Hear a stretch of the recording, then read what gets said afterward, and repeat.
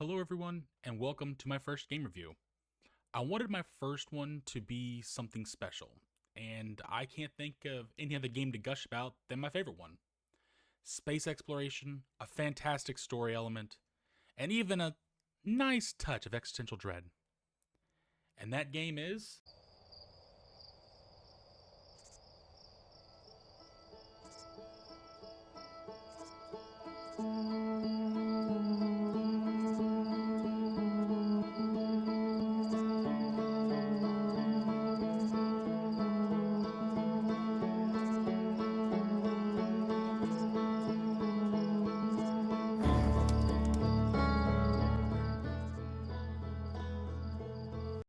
Before we go too much further, I do want to say, obviously, spoilers for the entirety of the game.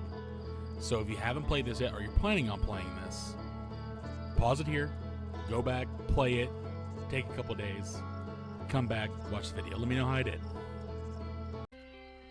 When I first got Outer Wilds, I thought this was going to be some sort of a camping game with a pretty nice soundtrack.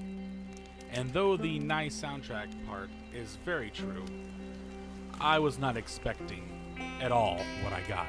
And I didn't expect it to affect me the way that it did, to inspire me. This game about exploring, mystery solving, and a fair amount of danger. And it all starts from the very moment you wake up. As soon as you open your eyes, so much has happened. And it's going to take us some time to figure it all out. But until then, welcome to Timberhearth. This has been your home, and this is going to be your first step out into the stars. I recommend exploring around through here first before you go too much further. There's a lot to see here, and every planet, and I mean every one of them, has secrets to tell you. You just got to go out there and find them. As you're exploring around, you'll eventually come up to here. This is your tutorial area. I recommend going through here and learning as much as you can, because though the tutorial is entirely optional, everything you learn here is going to be reinforced on through the entire game. You will use every single one of the skills you learn. But after you're done there, you head over here to the observatory. This is where we're going to get our launch codes. That allows us to take our lovely little vessel over there out into space. Inside the observatory is kind of like a small museum, and I recommend going through and checking out all the exhibits, because even they have little bits to tell you. Even this one about a lesson in gravity. And each planet will have its own gravity. It's something you're going to have to pay attention to. But after we get up here, we'll talk to him, and he'll give us our launch codes and a very important tool. He's going to get a Know My Translator. This is what you and his character have been doing throughout the entirety of your upbringing. You have a translator that's going to allow you to look at all the messages left behind by the Nomai, a race of spacefaring people that got here before you became into being. Here in the museum is also a little bit of Nomai writing. This will allow you to use your translator. Keep an eye out for these, they'll teach you a lot. With codes in hand, we head out. Well, that's not normal.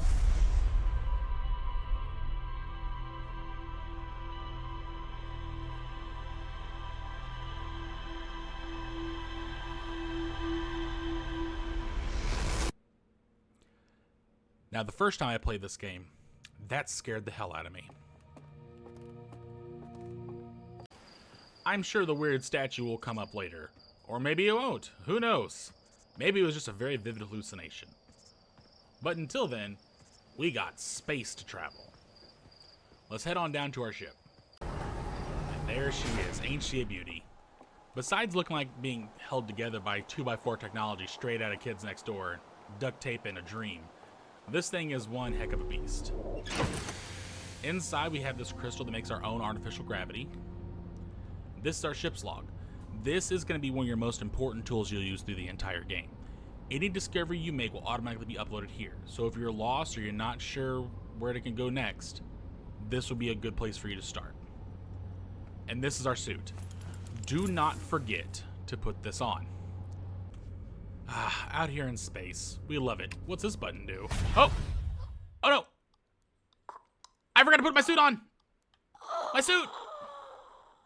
I have walked out in space too many times without my suit. Learn from me. Don't do that.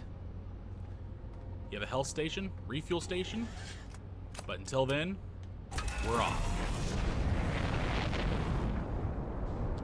Now, something that I love about this game, and I find it hard to put into words exactly, is the scale of it all. We were in orbit real quick. And that's our entire planet. That's the area that you're walking around in. There's no loading screen in between leaving and going. So planets always seem small when you're approaching them, but they're huge once you're walking around in them. And remember what I said earlier, each of the planets has a secret. I recommend exploring all of them. You can start here, or you can do what I did. You could go over here and check out what that weird blue explosion was as soon as you open your eyes. But you have an entire solar system to work with. Now, the very first planet that I went to was this one. We're going to do a quick little flyby. But take it from me, this is not the planet you go first. If I had it my way, I would never go here. Learn from me. Don't go here first. Or do. I'm not going to stop you. Your ship is armed with a really nice autopilot. Now, I don't recommend using the autopilot too much because it doesn't care if there's something in between you and what you have locked onto. But you can use it to get a little closer. These planets are moving, and they're moving pretty fast. So sometimes it can be a bit of a challenge to catch up with them without, bonking directly into the planet. You can do that. I don't recommend it. Now, the game tells you that one of the first things you should go to is Rock, which is Timberhearth's moon.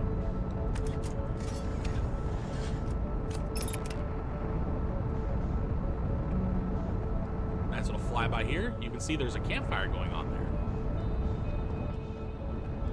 Match your velocity, which is another tool you'll use a lot of. And let's take a look at Rock. Nice little moon here, and you'll see an unidentified signal nearby. One of the items we got was called a signal scope. This allows us to hear sounds throughout space. Head to the trees, refill your oxygen, and identify your signal. This is Esker. He's one of the oldest ones we have here on Timberhearth. Well, I guess Rock now. And he looks as lookout. I recommend checking him out, talking to him. He's got an interesting story. And that sound you're hearing is him whistling. And you'll notice,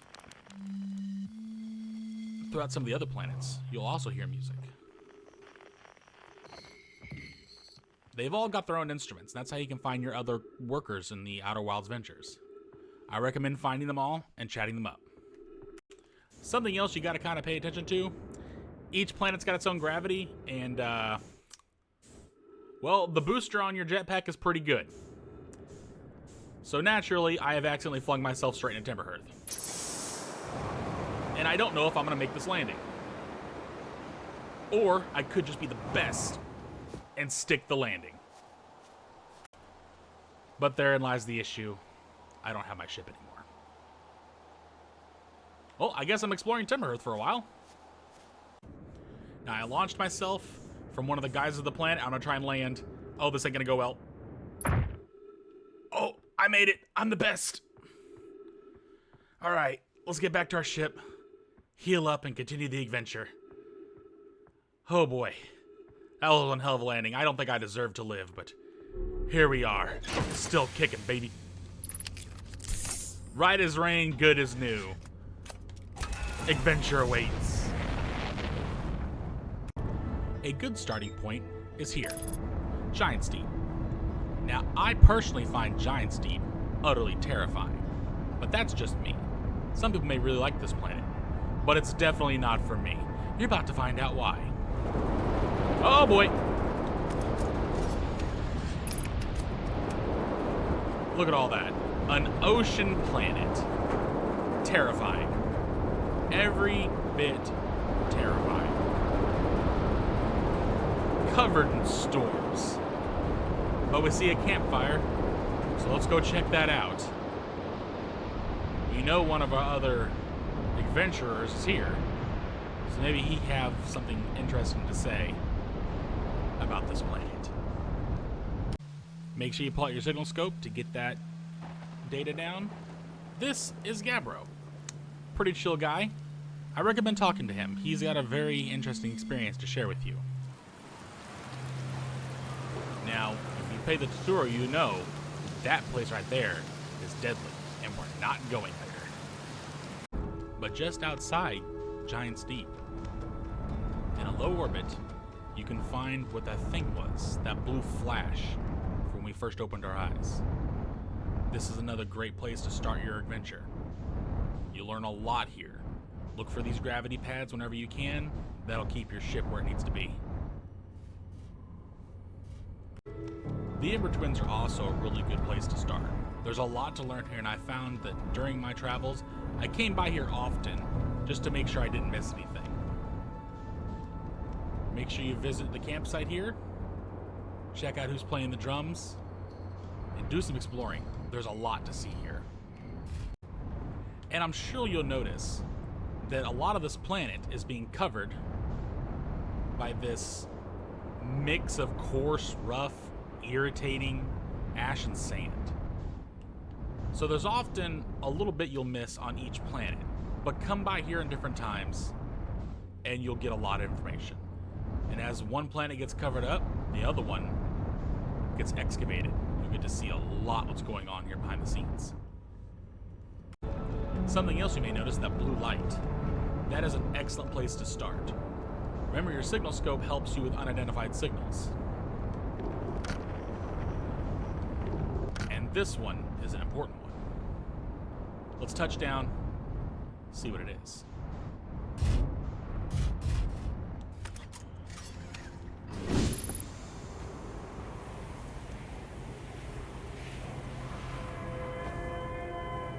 Unidentified signal, an escape pod, a distress beacon. Now remember, the Nomai were spacefaring before we even came to existence. So this is one of their craft. Check it out, there's a lot to see here. Now Brittle Hollow is an interesting planet. There's a lot to see here as well, but you gotta be a little quick about it. If you notice, little bits of the planet are falling apart. And is that a black hole? Oh my. And our ship is having a hard time fighting the gravity. So let's not get too close to that just yet. But there is a lot to see here. And as you can see, even on the surface, there's little buildings there from the Nomai. But it's inside, you can see they had hanging bridges. And I am not able to fight the gravity of the black hole anymore. It looks like we're going in.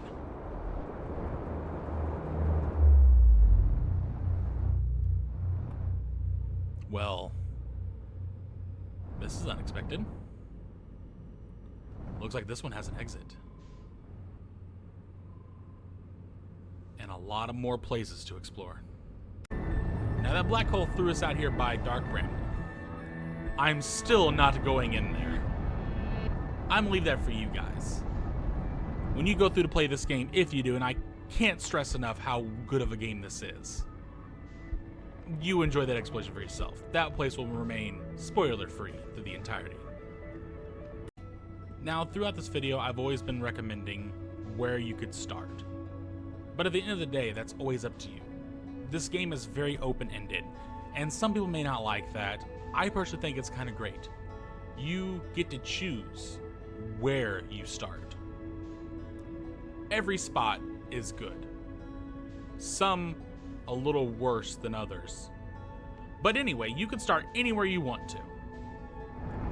There's always something to see. Now, I'm sure you've noticed that throughout here, there's a few places I haven't been. Much like Dark Bramble, I want to leave a few things for you all. I don't want to go too much into spoilers, because I want to leave some sort of mystery behind for you all to explore. This game has a lot going on for it. And I just can't recommend this game enough. So please, go out, grab this game. It goes on sale pretty often on Steam. Everything about this game is good. There's not a whole lot of downtime. There's always something for you to do. And the storytelling and how the story is told is amazing. There's a lot to see, and something about the scale of this game is that the planets, though they seem small, are huge once you walk around them. But everything also feels very condensed. There is a lot to see on each of the planets. Even Timberhearth, I recommend going through, learning everything. There's a hell of a story here, and I can't recommend it enough. And as one of the best songs of this game plays, I'm gonna stop it here. We shouldn't let too much of the mystery be spoiled. Enjoy. The story of Outer Wilds means a lot to me. It inspired me, and I think it's just an all-around a great story. Thank you so much for watching. I really appreciate you. You can catch me on Twitch daily. I will see you guys next time. Bye for now.